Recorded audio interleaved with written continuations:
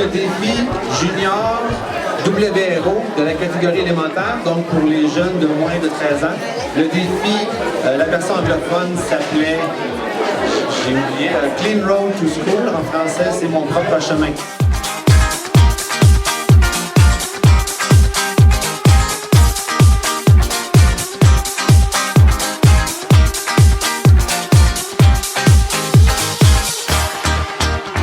Les règlements sont les suivants. Vous avez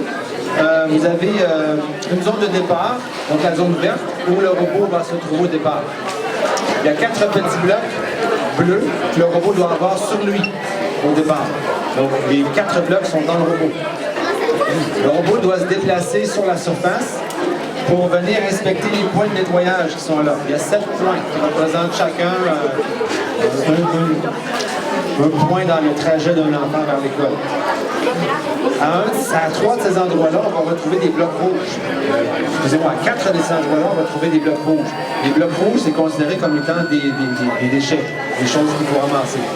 Donc le but du jeu, c'est que le robot puisse retirer les blocs rouges pour les déposer dans la zone jaune, qui est la zone des ordures, et les remplacer par des blocs bleus. Donc, un défi qui est extrêmement simple à expliquer, qui n'est pas nécessairement si simple à réaliser. Parce que le défi, c'est aussi de pouvoir réussir à les mettre dans le cercle, mais donc de ne pas faire tomber les blocs bleus qui sont déjà là. Parce que dans les zones où il n'y a pas de déchets, il y a déjà des blocs bleus qui doivent demeurer en place. Le défi doit se faire très rapidement et le robot doit retrouver dans la zone rouge pour terminer. Donc c'est le défi qui va se jouer partout dans le monde pour la catégorie élémentaire, donc les moins de 13 ans. C'est extrêmement intéressant. J'ai hâte de voir les mécanismes que les jeunes vont sortir pour pouvoir déposer les blocs.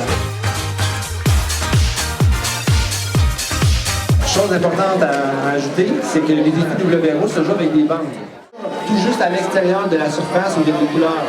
Donc ici, nous avons des bandes qui vont mesurer 7 cm plus ou moins 3. Donc entre 4 et 10 cm de hauteur.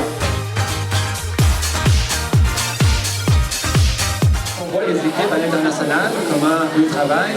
Ils se servent beaucoup de la bande pour se réaligner. Donc au lieu de toujours chercher une ligne ou un angle, ils arrivent, ils placent le robot, puis le robot recule directement dans la bande pour se réaligner. Ils reculent fortement jusqu'à temps que le robot soit droit, ils savent qu'ils sont revenus à un angle ferré. Et le robot repart.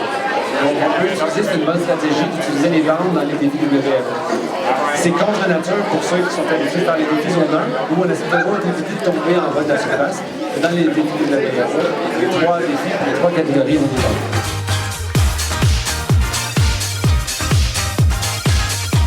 Une particularité qui va faire que ça va différer beaucoup des défis zone 1, c'est l'inspection obligatoire.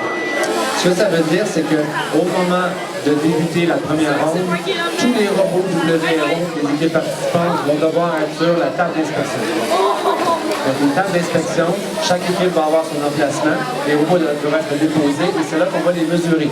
Parce que dans un défi WRO, on doit respecter des dimensions de 25 par 25 par 25. Donc les robots vont être inspectés et ça veut dire qu'ensuite, pendant qu'on fait la ronde, par exemple si on a 10 équipes qui font le défi, pendant qu'on fait les 10 exécutions, les robots sont tous sur la table d'inspection. Donc on ne va pas faire, il n'y a pas d'équipe qui va pouvoir faire un changement ou modifier son programme à l'avant. Ça va être le même emplacement de blocs pour tout le monde. Donc toutes les équipes ont le même emplacement de blocs rouges et blocs bleus, mais il va être dévoilé seulement une fois les robots mis dans la zone d'inspection.